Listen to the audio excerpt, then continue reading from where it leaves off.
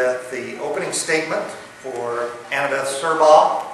So, Thank you very much, and thanks to all of you who come out in this warm Saturday when I'm sure you could be doing more fun things, be here to be interested in your government, and thanks to the Gardner Edge and the Star and the League for providing this forum.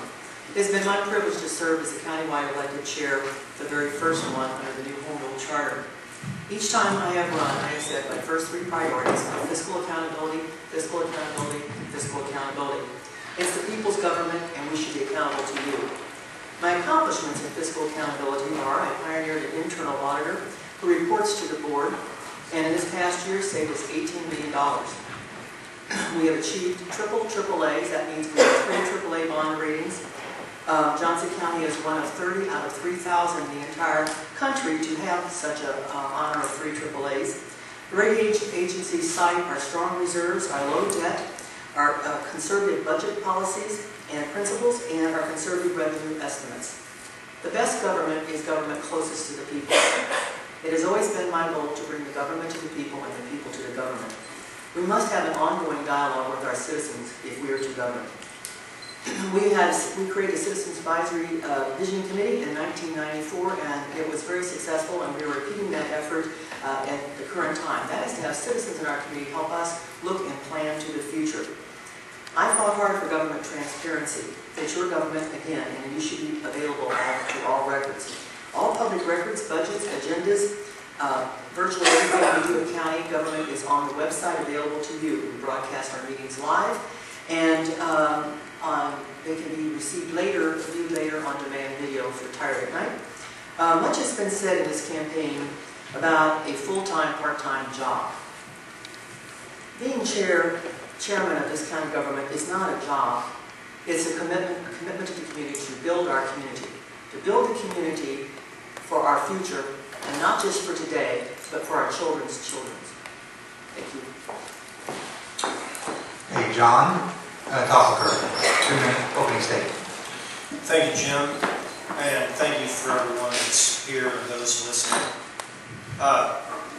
First of all, about my background, I have served on the Johnson County Commission for 6 years, and during that time, I focused on cutting taxes and cutting spending.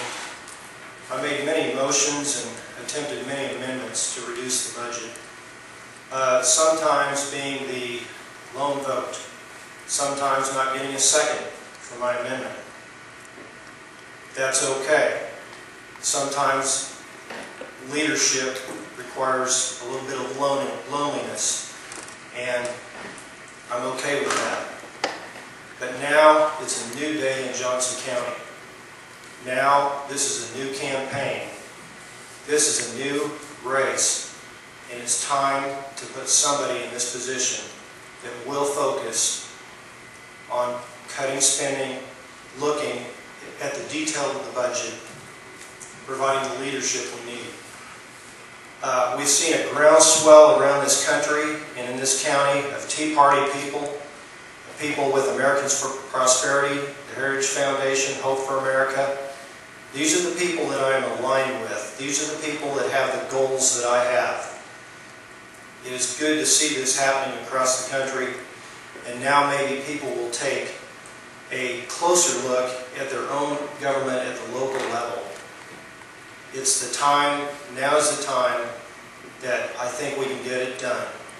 I hope to be elected to your chairman, to the chairman's position, and start immediately looking at some of these things. The $400 million courthouse needs to be voted on. We've got to take a closer look at programs like the Art Sculptures program, where millions of dollars will... Thank you, Jim. Ed Eilert. My name is Ed Eilert, the elected 4th District Commissioner. I have served on the County Commission since January of 2007. In this county, we have some great cities, some great communities. We have outstanding top schools. We have a business community that's innovative and dynamic. And our citizens work hard, they are generous, but they want value for the tax dollars that they spend, that we spend for them.